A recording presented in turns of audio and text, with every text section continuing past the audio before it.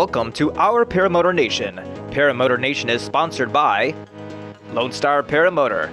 Lone Star Paramotor provides foot launch classes, trike training classes, transition to trike classes, and confidence builder classes near San Antonio, Texas. They are a US PPA certified flight school as well as an Aviator PPG Alliance partner. One Up Adventures and ParamotorProps.com. They love to share their passion for paramotoring and adventure. They also supply the world's best carbon fiber propellers to U.S. paramotor pilots at extremely competitive prices with fast and free shipping. Wisconsin Flight Sports. It is their goal to provide a safe, affordable, fun, and accessible training program to individuals interested in entering powered paragliding. Fly PPG Discovered Powered Paragliding. They are exclusive Midwest importer and distributor of adventure paramotors, trikes, and wings.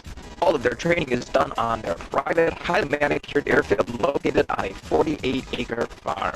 Fly My PPG. They are a US PPA certified Aviator PPG Alliance school offering personalized paramotor training, customized motors, paragliders, and service repairs. Wicked Wings Logo. Get a customized logo for your glider in one or multiple colors. Email Craig Taylor for more information. Aviator Paramotor. Aviator Paramotor offers a unique, service-based method of learning to fly, focused specifically on the individual student. Aviator Paramotor offers a vast array of top-quality paramotors, paragliders, and more. PPG Lights. PPG lights are a great way to have fun at twilight on your paramotor. Impress your friends and fly legally during twilight with the strobe pattern which is included. PPG lights come with a whopping 45 unique patterns, and most of them can be adjusted to create even more variety. Be sure to check out our website at www.ourparamotornation.com to see all upcoming episodes as well as the past ones. Check out all of our sponsors and so much more resources available to you. And now, let's get started with this week's episode of Our Paramotor Nation.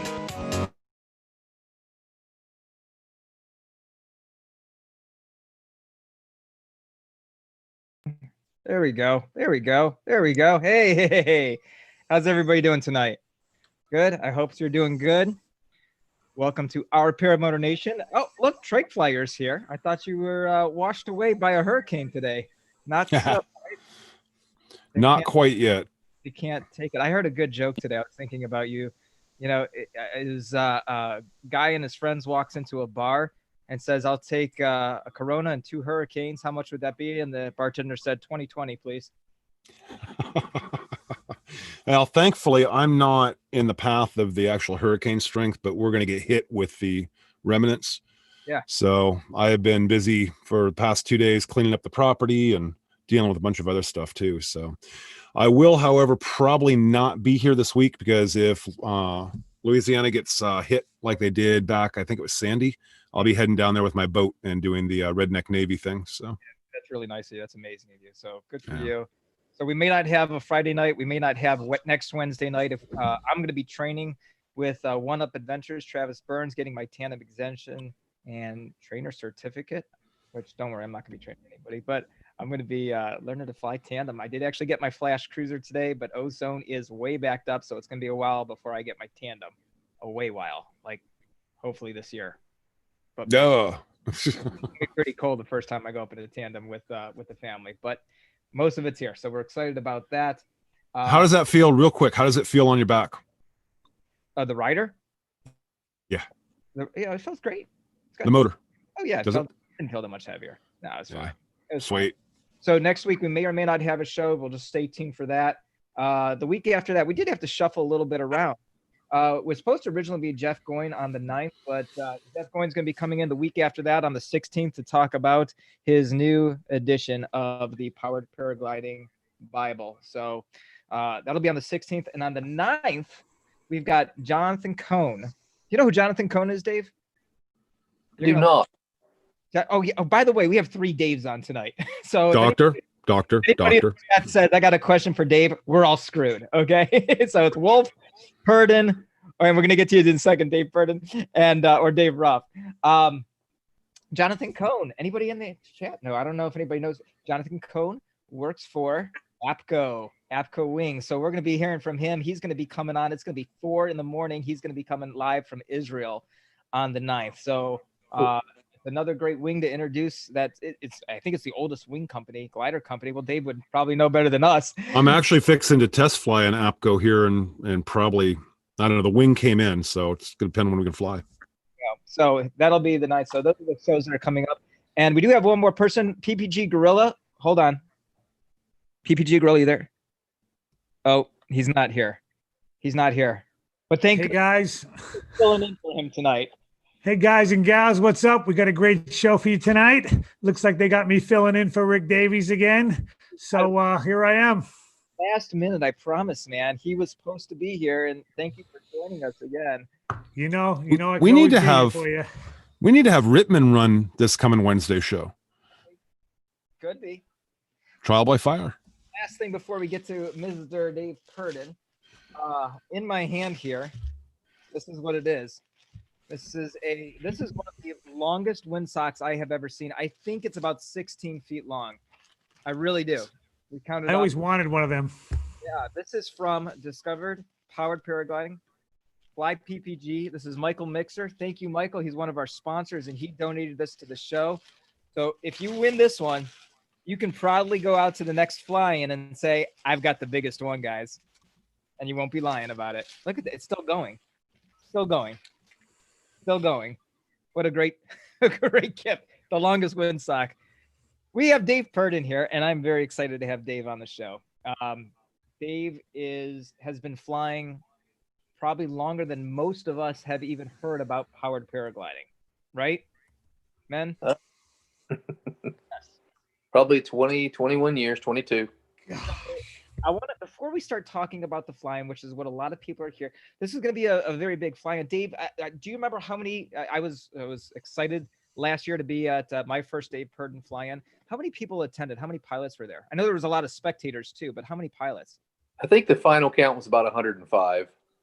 Okay. And I know in talking with a lot of people this year that it's going to be more than that this year. I mean, I know a lot of people that didn't make it last year that have planned to come up, so they're going to be here as well. Do you have an expected count of what you're guessing is coming? I think we've got about 50 pre-registered already that's paid, and another 50 or so that says they're coming. So I don't really know. We're just going to see what happens. And last year we only lined one side of the field. We'll see if we have to put campers on the other side of the field this year or not. Well, let's get a little bit of background too on Dave Purdin and who he is. So you started flying in what year? I think about the end of '98, if I remember right. Okay. And what was back then, the gear had to be so different. What gear were you flying? I started on a Paraborn paramotor with a Simonini with a wooden prop and a Ranger wing. And Rick Graham started about the same time that I did. And Rick trained with Bruce Brown in Perrysburg, Ohio. And he was flying I think a trekking wing. And I cannot remember the motor that Bruce was selling at the time. It'll hit me in a little bit. But the only reason that I didn't train with Bruce at the time was because it was going into winter. And I went to Florida, took some training because I wanted to get in the sport as quick as possible. But then I came back later, probably in the spring of maybe '99 with Rick, and we trained a little bit more with Bruce as well. But that's sort of my beginnings. By the way, it's only fair that I say, and if you've watched the last couple episodes and when we've done giveaways, we've kind of gotten away from the wheel. And we've gotten more towards, we're going to ask a question at the end of the show based on what our guest has told us. And if you're the first person in the chat to answer correctly, you're going to win the prize. So start taking notes. You may want to already rewind and start taking notes. I don't know what Ripman's going to come up with a question, but I'm looking at his face right now and I can see him grinning ear to ear and he's coming up with something. So look at that grin on you, man. You're just so happy today. Okay. So, how did you first see powered paragliding? There was no YouTube back then, Well, a friend of mine by the name of Mark Toll in West Union, where I was from, I just saw him flying one day around town, and my first thought was, that guy is crazy, and he's not going to be alive very long. But I became intrigued, and I went and talked to Mark about the sport and watched him take off and land, several times over a few weeks. And said, you know what, this is pretty cool, and he's not falling out of the sky. And I ended up buying some equipment and got in the sport, fell in love with it. Gosh, yeah. I Sorry. imagine you self-trained back then, huh? No, well, I mean, not really. We did a lot of.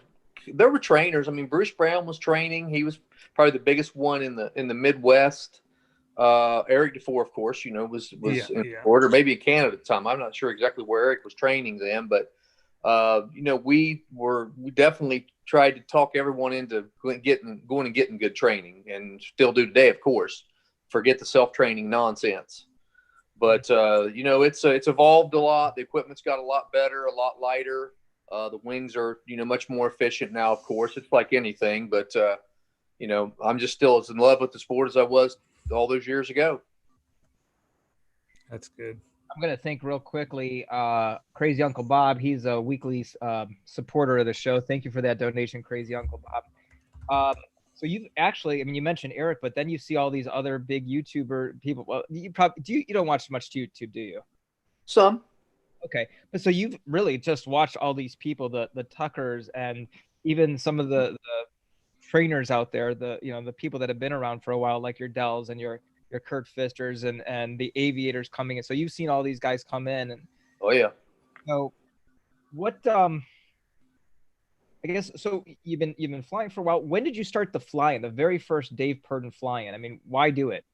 Well, just because I wanted to just get together with some friends, and we just maybe I don't know how many was there, maybe 10 or 12 of us at the first fly-in, and that would have been at Brush Creek Motorsports Complex in Peebles. Maybe a year after I started flying, if even that. That was the first one. We actually, I think, had 2 fly-ins at the field that year. Maybe 15 the first time, maybe 25 pilots the second time. I can't remember, but that was our beginning. It's funny because now I see people at in our area here in Cincinnati in a couple different locations that have 10 or so people on a Friday night. Our group here at Red Stewart Airport or Lebanon Airport, Chris Holbert, and the guys he'll have at least 15 or 20 people, it seems like, every Friday night. Yeah, it's a fly-in every time they get together. But we had our gathering at Brush Creek probably 10 years in a row, I would guess. And then we had it at a few other locations, and this will be our 3rd year at West Portsmouth. Okay. Has it always been in that area of West Portsmouth? I mean, you mentioned the other places. I don't know where those are. We had one in Aberdeen, Ohio, right along the river. We had several in Lucasville, Ohio, which is not very far from West Portsmouth. So that, I believe, would be all of our locations that we've had. This location now is probably the prettiest to fly in, I believe. It's just got a little bit of everything there, right on the river, and you've got the mountains, and you have eagles, all around, and it's really a beautiful area to fly. And anyone that's been there, I think, would agree. It truly is. I had the opportunity to fly there yesterday. I will say I was a little queasy in the stomach the first time I went up and over the Ohio River. This year I'll have flotation. I didn't know better last year, but this time, fly my PPG, Mike Cotter, I see is in the chat. Don't forget to bring my floats down. I got your money. So, but that was awesome. They have a racetrack right around the corner there. And I know that I think it was Saturday night. A bunch of us were just kind of floating up there watching the cars race around the track.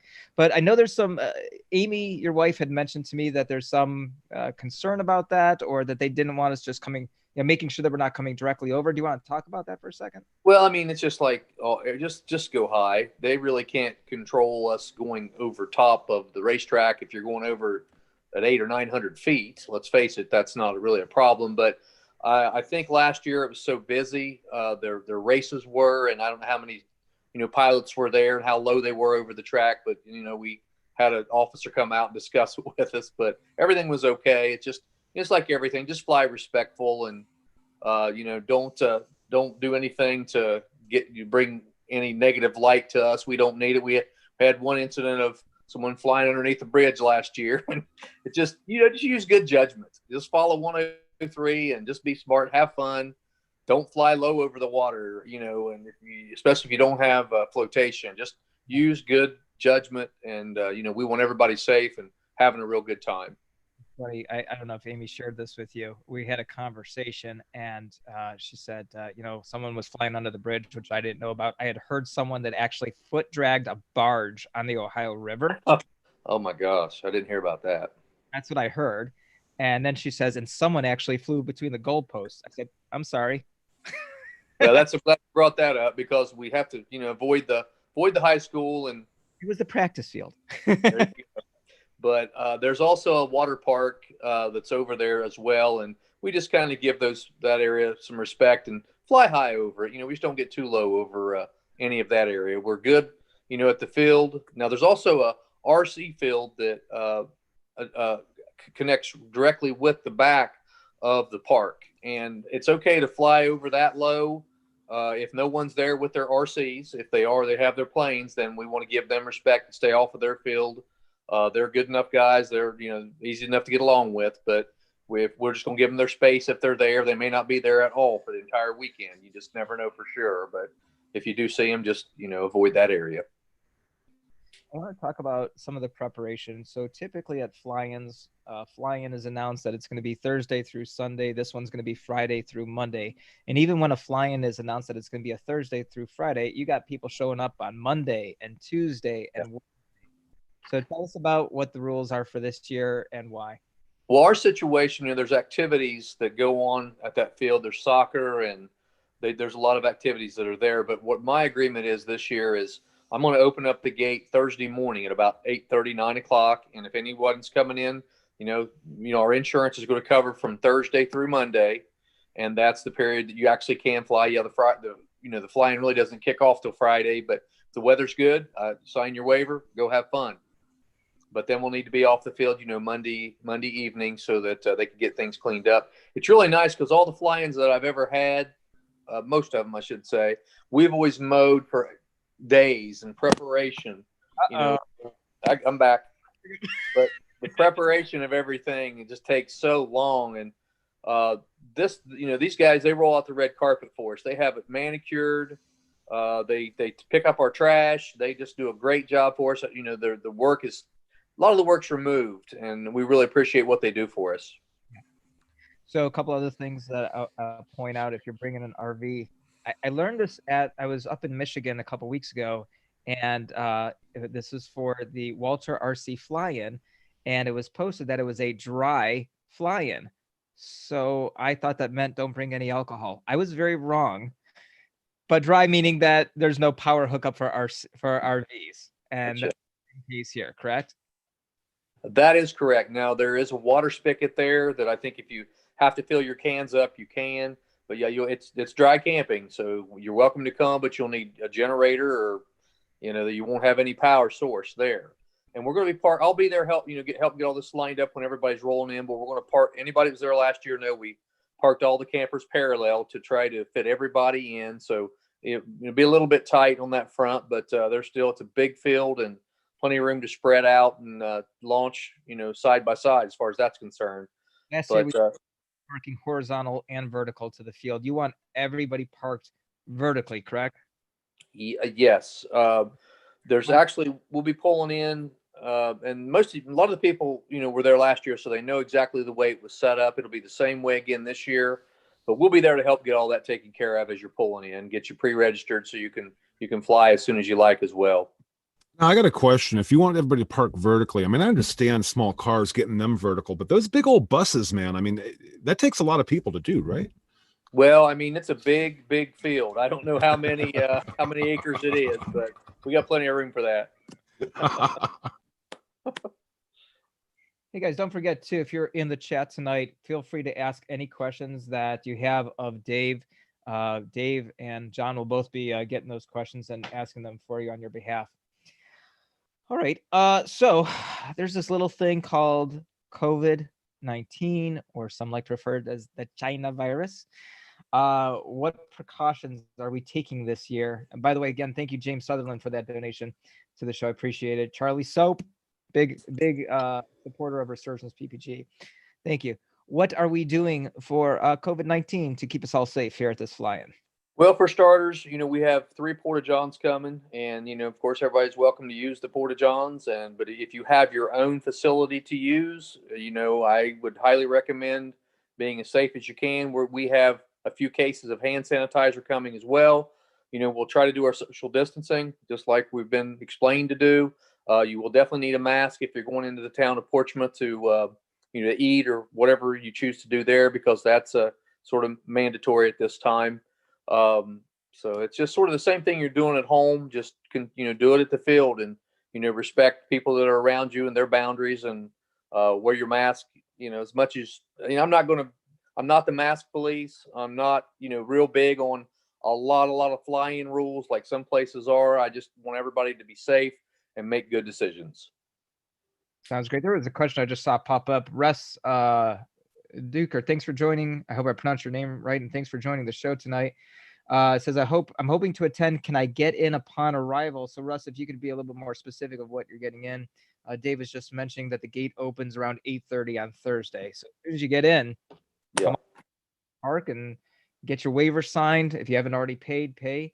Weather looks good, guys. And I can tell you, for the people that put these on, and it's a lot of work, and you don't know how many to plan for. If you can pre-register is still open on the Facebook page. Is that correct? That is correct. That will expedite the process. That, of course, makes it a lot easier for Dave and for Amy that are running it to know how many people are coming and how many to plan for.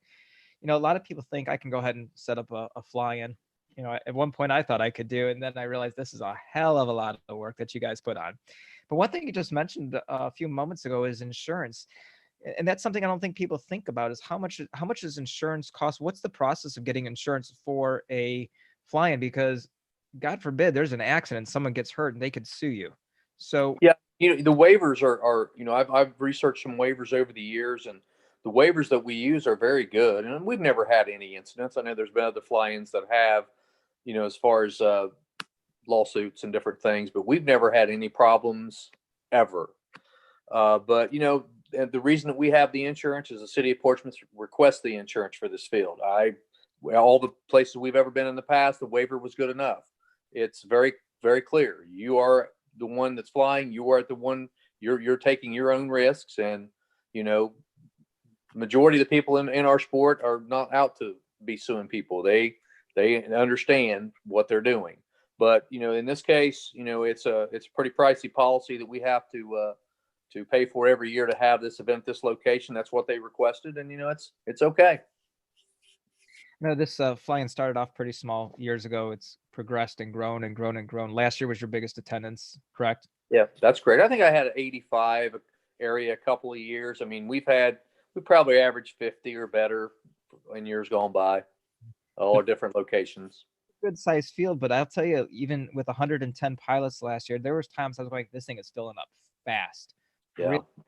And I've seen there was a message that Amy had put out on Facebook saying how many, tell us how many years that you've been coming to the Dave Purdin fly-in. And I saw a bunch of people saying this is my first time, which is great. But it also scares me too, because, first time pilot, that doesn't mean, if you're a new pilot, and not that you're first time, if you're a new pilot, and especially if this is your first fly-in, I would say take a step back, just watch everybody, wait till the field clears out. What do you say to a new person that's coming into for their first fly-in? They're relatively new, let's say under a year flying. What do you say to someone this is their first experience with all these 100 pilots taking off and landing at once? Well, what you just said, makes a lot of sense. Just watch and sort of see whatever all the experienced pilots are doing. And, I totally, want everyone in very busy times to lay out their wing, take off, and sort of get away from the high traffic area. It's okay to hover around the edges and watch things, but keep your head on a swivel at all times, because the sky is going to be busy. But, I was involved, I don't know how many years ago it was, trying to set the world record for pilots in the sky. I can't remember how many we had, maybe 150 at the time, but I was really happy just to get out as far as I could get from all of that chaos while everybody else was landing.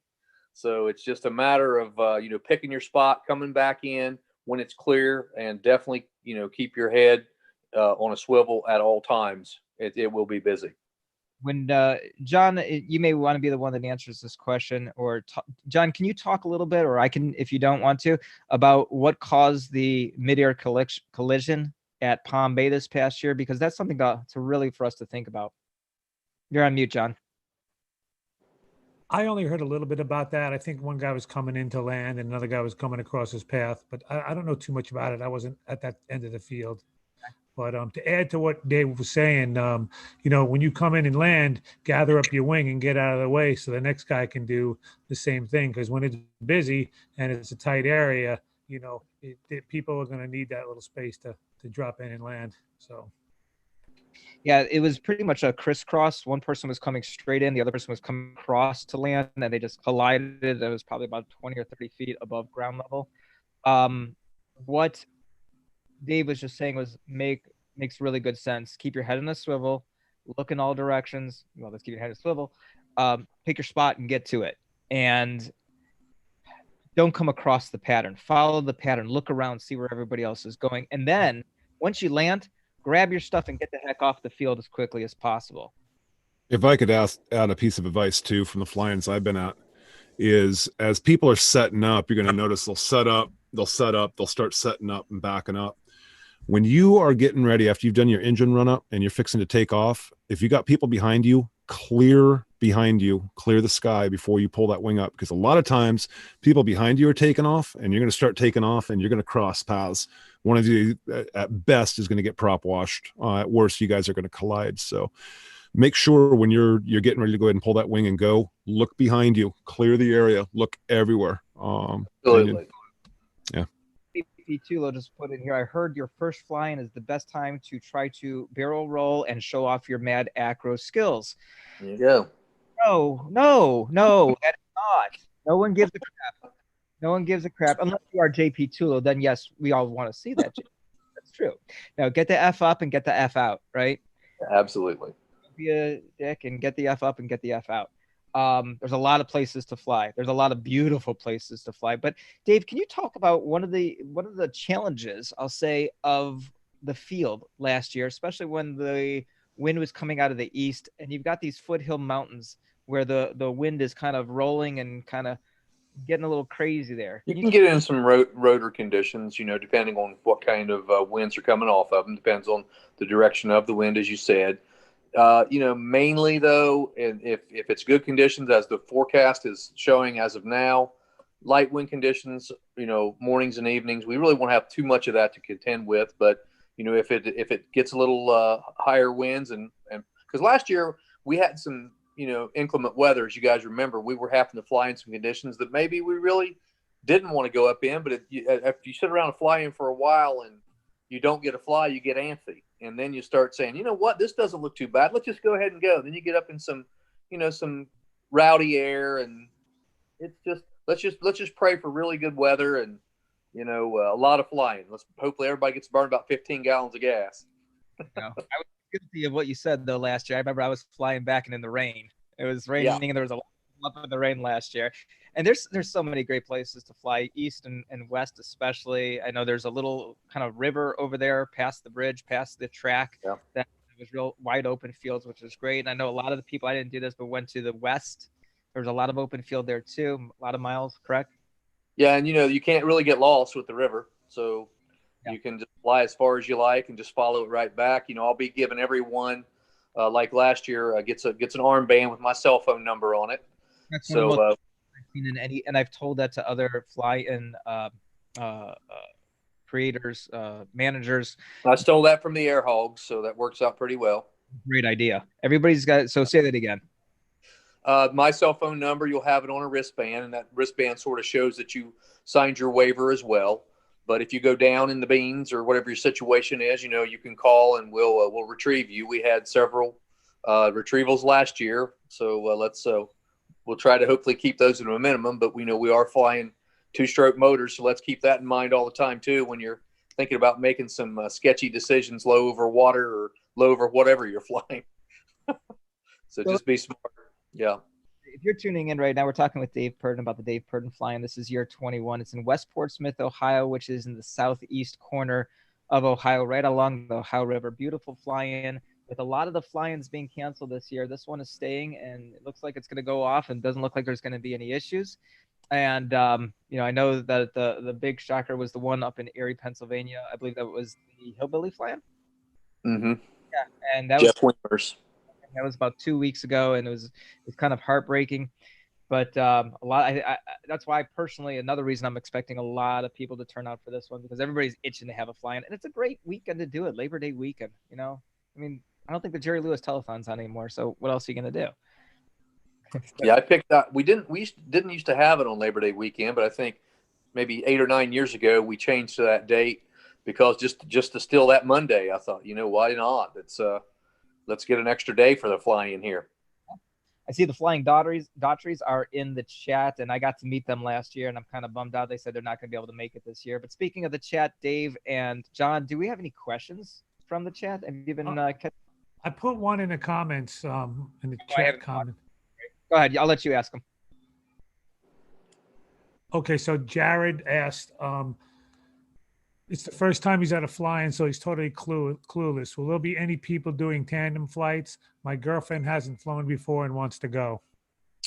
Yeah, there probably will be some availability for some tandem. I know Darren Fields will be there all as well with his tandem setup. Darren may even bring his fixed wing Delta trike. I'm not sure, and he does a lot of tandem launches.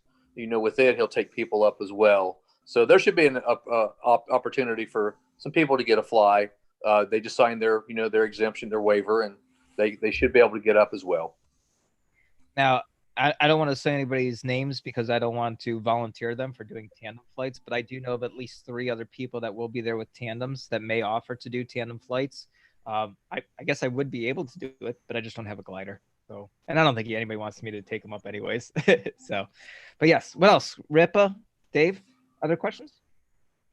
That's all that I've seen. Food trucks. Any food trucks at the fly-in? Well, there's a really good, I guess I'll call it a Tasty Freeze, about a half a mile away from our location. But we are discussing it with a lady that owns a restaurant in Manchester, Ohio, that does a lot of off-site, work as well. So she's talking about coming. I don't have that locked down yet. I should know within a few days if she's going to be able to make it. Hopefully she can.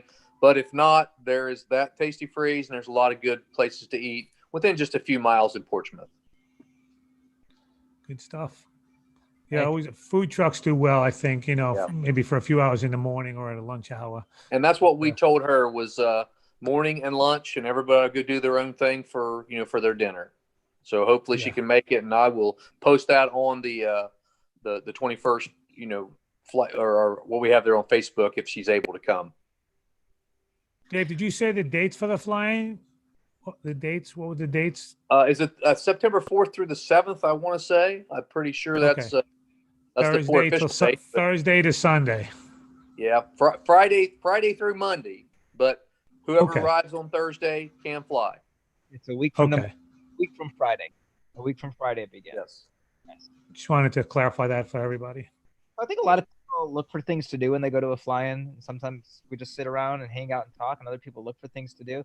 And just a small walk away or even a shorter drive, there's something up on the hill, or one of the small little mountains that is an overlook. You know what I'm talking about? Mm-hmm. Can you talk a little bit about that? And I know Rick Graham is the historian to discuss all of that with. I don't really remember exactly what it is. I think it's called Hanging Rock, if I remember right. I don't know if that's the case or not. That may be on down the road towards Ironton. I can't really remember the history of that entire area, Dave. But Indian Lookout. It was an Indian Lookout. It is, but I don't remember the name of it.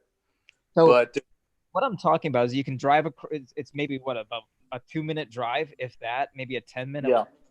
Then a hike up the hill.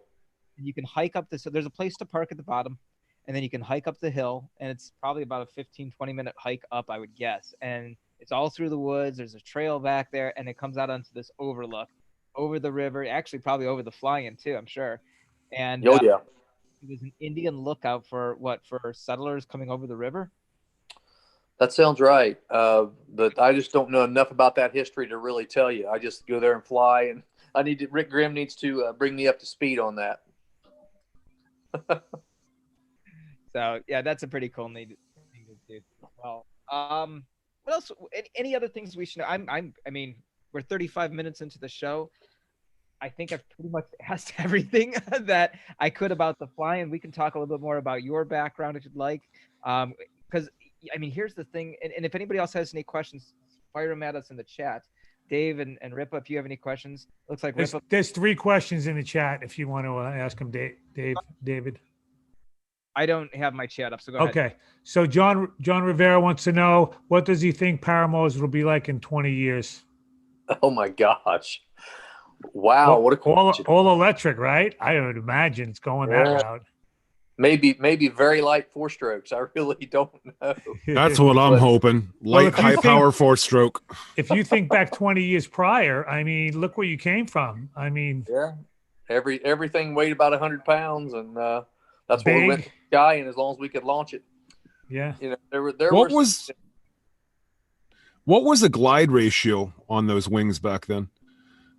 Oh, gosh, I would say maybe 6 to 1. I would guess. I'm not sure. I mean, I know a lot of this stuff is really efficient now, but they had the great big cells like a powered parachute wing does. We were discussing, APCO, and that's whenever I fly powered parachutes, that's the wings that I always flew was APCO wings. But they were very comparable as far as they were sort of docile, and I remember some of the old wings. I'm going back a ways now, but we talked about the trekking wing. There were Silex back then. Once in a while you see a guy bring a Silex out of a bag now. Is what kind of a retro throwback, but they've came so far. The equipment is just so much more lighter and efficient, and it's really changed the sport completely. Everything's pretty safe now, in my opinion. Yeah. Next question, Tony Marzano. Is there a parts trailer that follow these fly-ins? So if someone needs gas, parts, props, etc. At the big gatherings like Palm Bay, there's a lot of vendors there. We don't really have a lot of that. I mean, anybody's welcome to come, but I've just never really kind of asked anyone to show up with all their wares like that. But no, we really don't have anything like that. I always say if you're going to a fly-in, bring extra everything, because as soon as you travel 6 hours and you don't have 2 props, you're out of the game. You're gonna nick a prop. So the more stuff that you can have for this sport. One time, I had someone ask me. Me and Darren Fields, I've been flying with my entire life that I've flown from West Virginia. We were going to a fly-in one time, and someone asked us, "Why are you taking 5 paramotors?" So, well, because we don't have 6. Yeah, good stuff. It's just, you never know when you're going very far away, when things occur, and as soon as you have a problem, and there's always people there to help you, and if they have like equipment, they'll certainly help you with parts. But the more you have, the more backup equipment you have, the less chance you're going to be grounded. Okay. Next question, Dave. Is that all right? Where can I get avgas? No. I'm not really sure. Someone asked me that the other day, and there's probably an airport in that area. I'd given the zip code of 45663, and they can research that and possibly get it, but I'm not aware of any airports really close to that area. The guys used to get it at Lucasville, which is, 15 minutes away, but I don't know what other airport's closer than that. Back to you, Ripa. Okay. Question from Shandor. Is there proper flying etiquette to allow veteran flying pilots to launch ahead of newbie flying pilots? He wants to know. Not really. We don't have any kind of a rule in place like that, but we'll just try to deal with this all on a case-by-case basis. If we see a guy really struggling, that's brand new, that's having trouble getting off the ground, we maybe just get him to the side so we can get some other people up, and then help him lay his wing back out and go. Okay. We've never really go ahead. Oh, I was going to say at the fly-ins I've ever gone to, a lot of times you see the veterans flying a little earlier and taking off and flying out, and then you see the new pilots waiting for the more close to sunset or things like that. That's been my experience with it. As far as for fly-ins, I've unfortunately I've never been to yours. I was going to go, but COVID happened. I understand. But yeah, that's been my experience. A lot of times the veterans will take off earlier than the newbies feel comfortable with. And I agree with that. They'll get up and be going a little faster, but the field's pretty good size. So hopefully everybody can just lay out with respect. And, if you blow a launch, just sort of get your equipment out of the way so the next guy behind you can go. But hopefully, we have a lot of good launchers and we don't see many broken props or many issues. All right. Fingers crossed. Another question from James Sutherland. He wants to know if he can set up a Charlie's soap display. I'm really not 100% sure what that is, but I'm probably okay with it. So he sells all brands of soap. Charlie's Soap is the name of the company. And I say have at it. All right. He's got some good stuff, some good cleaning stuff, I've seen him fly the wing that says that. Sure. Yeah, that's him. I have no problem with that. I hope James comes. I hope he does. Linda Anderson, John Wayne, I want to thank you both for those donations. I really appreciate it, guys. That's awesome. Thanks for contributing to the show. Who flies it? Oh, Justin Fox wants to know who flies it to fly in. That's a good question. Yeah, we don't go to fly-ins to fly. We go to hang out with our friends. And there you go. Hey, the flying's just a bonus. That's what we always say. That's right. Crazy Uncle Bob said the sober people. It's funny. What else? So one of the things that I've noticed in some of the fly-ins, and this goes back to what Shandor was asking, but one of the things I noticed is the camaraderie of the people there. So if someone is struggling to get up, some people that aren't flying, they're going to hang out. They'll go out there and help lay out the wing if it's gotten messed up and try to get that person off the ground.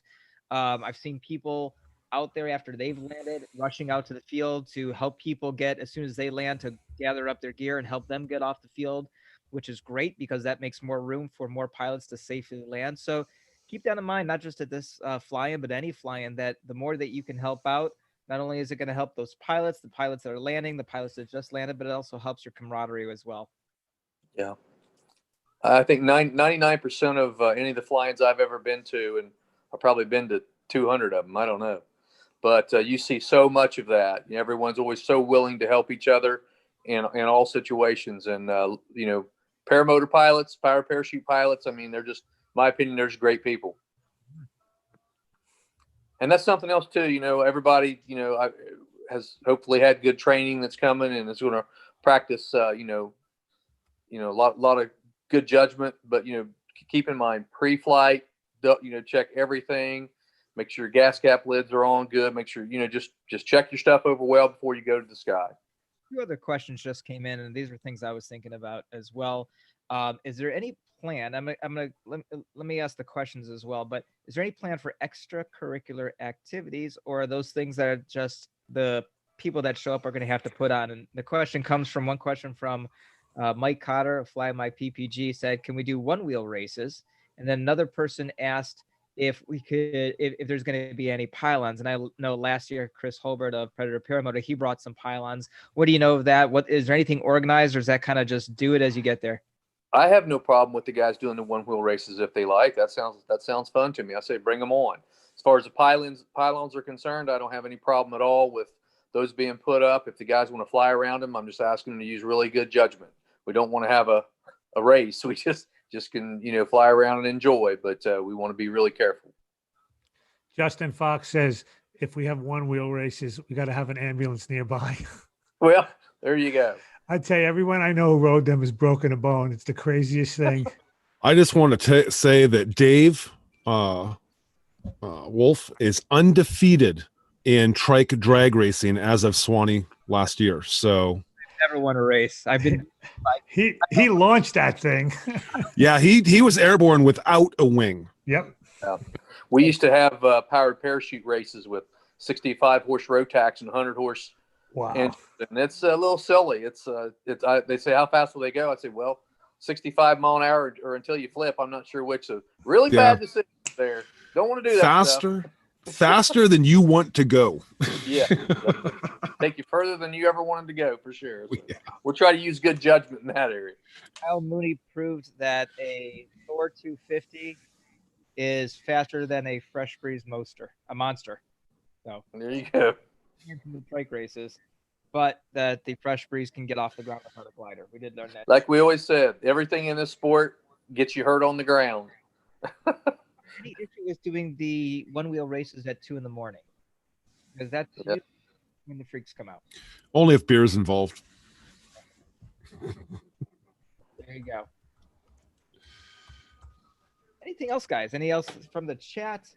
Dave, anything else you'd like to share with us? Your experiences, what you've been through? You know, it's just a wonderful sport. You know, I've not really been involved in anything in my life that's kept me kind of so intrigued for this many years. I mean, a lot of people get into motorcycle racing or, you know, boat races or whatever, you know, racing on a round track, but nothing has ever kept my interest. This sport is just as wonderful as it was being, you know, 2 feet over the beans now as it was 20 years ago. So nothing like it in the world. That's awesome. Yeah. That's good stuff. Did Shane have a question? I see Yeah, that's what I was. I'm going back up. I didn't see it. Shane, I might have posted it in the whatchamacallit. I'll look. Did you? Chat. I know Skinny Chef Shane is coming up from Florida. I know a bunch of the Bad Apples have told me they're coming. Yeah, that's great. Yeah. So we got a lot of people coming in that haven't been there in the past, which is awesome. It's a beautiful place. I know. I would have loved to. I wanted to come up to that one. That was one I wanted to do. Somebody stop. It stinks with this COVID. Because it's a long drive, and I wanted to see my buddy Graham. I don't get to see him often, and Chris Crystal says, "Thank you, Dave Purdin, for continuing this flying." No problem. Glad to continue to do it, and glad he's coming. I do remember Graham last year. I don't know how high he was, but gosh, he must have been. he likes to go 10,000 feet. He likes to go 10,000. I'm like, what are you doing up there? It's some amazing pictures. Yeah. Dave, I'm not writing these questions. I'm just going to ask them. Sean Napsker wants to know if Dave P can send some cuties to flirt with me when I'm there. Absolutely. No problem. Tony Marzano wants to know. I'll send Bobby Ben right down. Oh, boy. Are firearms allowed? Sure. That's great. Okay, so let's talk about generators. We mentioned that before. We're at a fly-in. There's going to be generators. They're going to be loud. Be nice if there was some quieter ones. I purposely take off the muffler on mine and put it right next to Mike Cotter's trailer.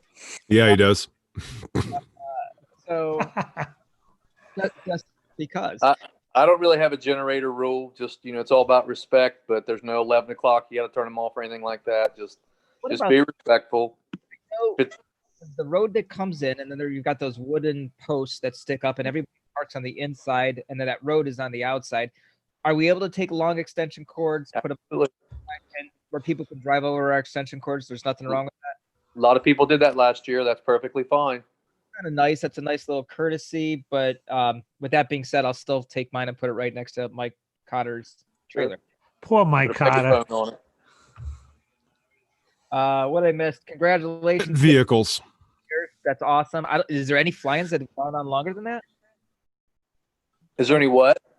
Fly-ins that have been going on for more than 21 years? I don't know. I don't. How long did Parastars go? I don't think anybody's had one going. I mean, I'm not been in the same location that many years, but I don't think anybody's done it 21 years. Shane Robbins, Skinny Chef Shane, just texted me his question. So it says, I've asked about a foot race, but for whatever reason, it's getting pulled from the chat. I don't know. Or a foot race. Yeah, I'll race you, Shane, in a foot race. We can do that. Yeah, I say have at it. I'd say I'd like to challenge Sean Nasker for who can kite the longest, a glider. You're on, man. Todd Scandrett just got in the chat and just tuned in. So can we start all over again and fill him in? No. Sure, Todd. But I will wear your shirt. There you go. Todd Scandrett. Okay. Well, hey, why don't we do this? John? Yes, sir. You have a question that you'd like to ask to give this 16-foot windsock, courtesy of Fly PPG, discovered powered paragliding. I forgot which camera I'm on. I'm on this one. I've got too many cameras in front of me. Do you have a question that we can give this thing away tonight? Sure do. You ready to ask that question? Reminder, it's the first person, and John, it's going to be on you. Actually, let's do it on Dave's chat. Dave, you got the chat in front of you? I have the chat in front of me as well. Yes, the question. Dave gets to announce the winner. How's that? You got it. And I'll just make sure he gets it right. All right. You ready? Dave, let us Okay. So earlier in the show, Dave mentioned the first glider that he flew. The first person who guesses that glider name wins the windsock. Go. go. And his glide, he didn't name the glider like Rosie or Betsy or anything like that. It's the brand name, right? That's Correct. Yep, that's correct. That's what we got. Flying So dog. far, pretty quiet. Oh boy, we may have to come. First- Up Got a winner. Got a winner. Wait a Yep. minute. We got a winner. JR Paramotor. The correct answer is Ranger. They are Correct. right. The Power Atlas. Now you did. I think you had mentioned Power Atlas, but Yeah. Or like I used to call, like we used to kid, Ranger Danger. oh, not Scandred. It was not the Dominator. No, he did not. Congratulations, John. Cool, John. JR Paramotor. If you can send an email to paramotorcrazy@gmail.com, send me your address, and I will get this bad boy out. 16 feet long. Although, JR, are you going to be, if you're going to be at the fly-in, put in the comments if you're going to be at the fly-in. I don't know if you're coming or not, but if you are coming, I can just bring it to you there. If I'll not, take pretty good windsock pole for that windsock. yeah, I mean, this thing would go all the way down to the bottom. JR says, thanks, guys. Come on, JR, tell us, are you going to be at the fly-in? Yeah, we'll see. Or maybe we can change the rules. You have to be at the fly-in in order to win. Can we change it? Oh, that would have been good. We have to change it now. No. Dave, is there any t-shirts or anything like that that someone can purchase if they want, or? Didn't do t-shirts this year. Life's been a little bit too crazy for that for us. We've sold a house and we're bought some property and we've just kind of ran out of time on some things. We did t-shirts for probably the first 15 years and then we just got out of the habit of it. I tell you, back in the beginning, we used to go, we had Red Bull come one year and set up the tent for us. And I would give away a car to whoever could drive it the fastest around the racetrack. And we, we've done a lot of stuff over the years, but we've just sort of made things a little simpler now. Just come, have fun, be careful. And, but we've done a lot of crazy stuff at the fly-ins. Well, hopefully you'll get some good videos out of this year's fly-in, some good antics. One year we had 4 pilots race a school bus around the racetrack and put a transponder on it, and the fastest time won a big screen TV. But part of the rule was they had to take one person with them. They couldn't do it by themselves. So we wanted to make sure they took a buddy along to scare to death for the ride. So that was always a good time. JR said he's not going to be at the fly-in, unfortunately. So, JR, if you could send that email to my Gmail, paramotorcrazy@gmail.com. I'll go ahead and mail that out to you here in the next day or two. I am just putting in the meeting ID and password for Zoom. If you want to start logging in or trying to log in, you can, and I'll let you in here. 2. Are you talking about doing an after show, David? For an after show, Jonathan. Okay, I'm just checking, making sure that's what you're doing. And Dave said he would stay in for a little bit as well. So if you have any questions, or regardless if it's about the fly-in or just things from the last 21 years of him flying, you don't get many people that you can ask 21 years of questions to. So No. it's a great opportunity. So that's in there now, and you can start trying to log in, and we'll get you in here in just a second. Again, next week, we may or may not have a show. Stay tuned for that. Keep a look on Facebook. If you haven't gone on to Facebook and join the Our Paramotor Nation Facebook page, go ahead and do that. We'll get you in on there. We always post a lot of information on there. We also post when the shows are going to be and the links to the shows. Likewise, you can go to the website, www.ourparamotornation.com. Subscribe to the channel you're on right now and hit the notification bell. That's the Paramotor Crazy channel. Also, Trike Flyer has a channel, as well as Ripman Riding. So subscribe and hit the bells as well there. Dave Purdin, he doesn't have a channel. Or do you? Nope. He doesn't. But he does have a Facebook page that says Dave Purdin Fly-In 2020, 21st year. So you can find out more about the fly-in. If you get a chance to come, hey, get there. It's going to be a lot of fun. Even if you want to spectate, you can come and spectate as well, right, Dave? Absolutely. Get the hell out of my way. Just come have fun. Cool. Dave, thank you so much for joining us tonight. I really, really appreciate it. Anything else from you, Dave or John? I got nothing. I got no questions. Nothing. All right. How about you? Nothing here. Right, Flyer, be safe, buddy. It's gonna be a tough week. All the people down in our southern part of our country dealing with this next hurricane. Just be safe. Prayers out to you guys. Yeah, they're calling for up to, I think it was 13 to 15 foot storm surge. Guys, I will not have a after dark on Friday. As this starts transpiring, if I can, I'm going to get down there with my boat Hey, and Dave. try to help people out. So One more Yes. thing. One more thing. I just want to say prayers out to that missing paraglider out in Nevada. I know they got all hands on deck looking for that guy, and I hope something happens and he shows up and he's okay. Absolutely. Our prayers go out to him. Crystal, thanks for watching. First time watching tonight. And I think I saw a lot of new names out there tonight, too. It's great seeing everybody. Make sure you join us every Wednesday night for our Paramotor Nation.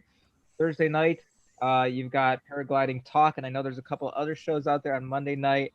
One with Skinny Chef Shane and Heaven Can Fly. Go ahead and check that. And there's, like I said, there's a couple out there that are floating around. Go ahead and check those out as well. A lot of good information. The more we talk, the more safer we are. All right. All right, guys. I'm going to start letting people in. If you want to join the after show, Dave, you can just stay right where you're at. You don't have to do a thing, guys. Thanks so much. Dave. Thanks, Dave. Take care. Thanks, Dave. Hey, if you're at the fly-in, come up and say hi. I'm looking forward to seeing everybody there. All right. Have a good night, everybody. We'll see you next week. And we're off. Sweet. I'm actually going to